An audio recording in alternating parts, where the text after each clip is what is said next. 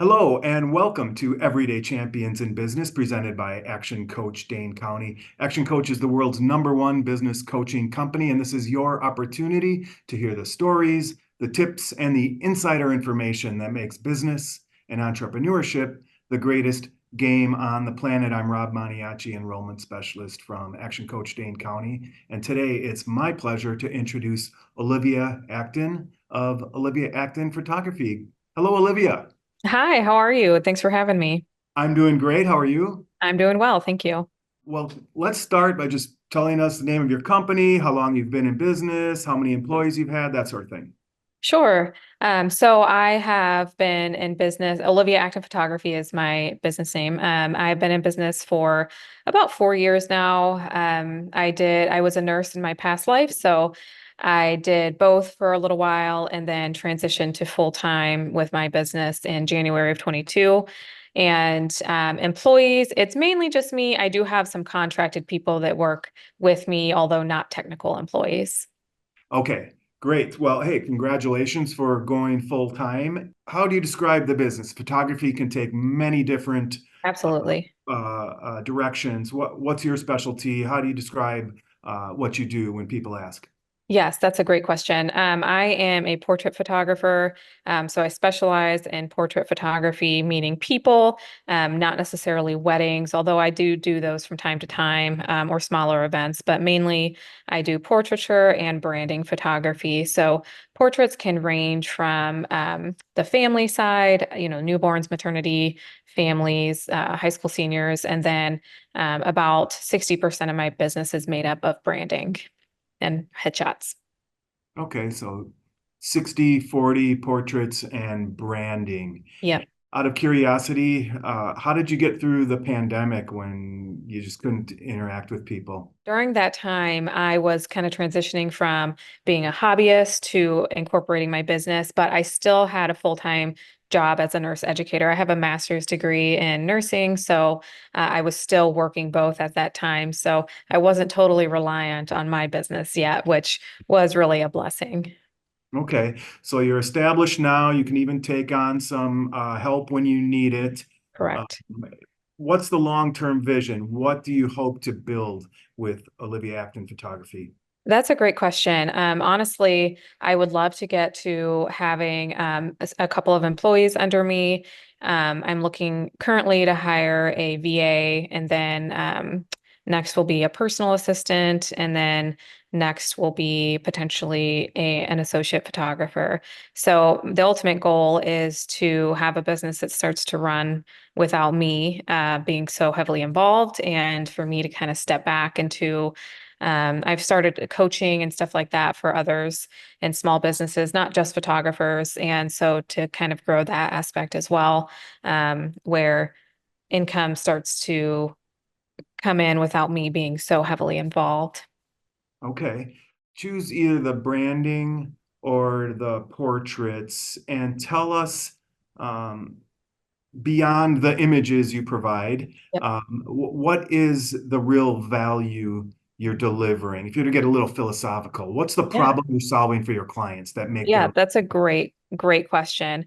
I help my clients grow ultimately. So with honestly, whether it be from the more family side of things and portraiture or with branding, my goal is for my clients to have images that they feel really good about, that they love. The problems that I solve is that I provide great service. So where people often feel very stressed about photo shoots, they don't feel that way with me because I provide a consultation beforehand where we plan the whole thing. I help them pick out their outfits. Um, we do the whole photo shoot. I'm very strategic about their photo shoot and what they need for their business. So I really learn their needs and am able to provide a service that most others just don't provide. Okay, so great communication up front to let them know what to expect during the shoot. What happens during the shoot when folks are just not themselves and you can tell they're tense and it's not working? How do you get them over that hump and just calm down and relax? Well, the nice thing about that pre-session consultation is that we're already friends by the time we get to the session. So I've met them, communicated with them. We've already had a couple touch points. And for women, we offer hair and makeup. So there's that time of communication beforehand where everybody can get nice and relaxed. So I don't find that to be a challenge with most of my clients, that they are trying to overcome some sort of awkwardness. For the most part, people are coming into me feeling comfortable already. And then the comfort just increases throughout the session. I'm also a very relaxed person, so I don't find that I bring a lot of stress, to the table. I bring a calming energy, and I guide my clients the whole time, so they're never left feeling like they don't know what to do with their hands or their face. I guide them the whole time while leading them to natural looking poses that don't look overly posed, but that make them feel nice and comfortable with me. Yeah, great. Thanks for sharing that. Tell us what has been the biggest challenge you've had to overcome as a solopreneur? So I went from a healthcare world where work was always provided for me and always there, and then into a world where I am my own boss. So time management was a big one for me. I have a big family, so time management for sure, which is still, it's always ongoing. We learn and we grow. And really putting myself out there, I would say I'm more of a naturally introverted person. And so finding that internal confidence and that internal voice to say, okay, I need to go to networking meetings. I need to really open up. It's not just about posting on social media, it's about starting to show up for my brand. And that was a challenge and it still can be at times, but as we grow, it gets better and better. So you were used to the patients showing up at your clinic Right. and now you're like, "Ah, I have to, even though I'm really good at this, I still have to go out and get the work." Yeah, and the skill set isn't everything. I mean, there's it's great. You have to have the skill set. That's the entry point. And but the marketing is a whole nother aspect. So somebody Mhm. that what doesn't have a background in business, there was definitely quite a learning curve. And again, we're always learning, right? So it doesn't stop. Great. So as a solopreneur, if you wanted to, I'm sure you could work 7 days a week at this. How do you maintain that elusive work-life balance? You mentioned a family. Yep. Are you able to shut it down? What's your strategy for this sort of thing? Would love to say I'm better at shutting it down than I probably actually am in practice. But it was one of my 2024 goals is to maintain my time better. I really heavily utilize time blocking, meaning that, basically keeping a schedule. And I work, it's summer now, but mostly during the school year, I work from school time hours and schedule my clients during those times. And then I only take clients a very limited time on the weekends, which is usually at a premium. So I So block that time off at the end of lock the the day. schedule and do your darndest to stick to it. Yes, yes. And outsourcing has been a big one. I've started to outsource more and more, whether it not even just necessarily things in business, but like house cleaning or my yard work, things like that. Mhm. Buy back my time. Okay, are you finding it hard to let go of some of those things, even though you're outsourcing it? Do you want to micromanage, or are you good at letting it go? Things that are not business related are definitely a lot easier for me to step back from because I don't enjoy them. They don't feed my soul. So, please take the cleaning off my plate, take the yard work, take that kind of stuff. I am in business for myself so that I can kind of reap those benefits. And um, but when it comes to the actual business, there are certain things that have been challenging for me to let go of. And step by step, though, I'm kind of creating a plan, like I said, for a virtual assistant and a personal assistant that will take some things off my plate. There is that hump that you have to train people, though.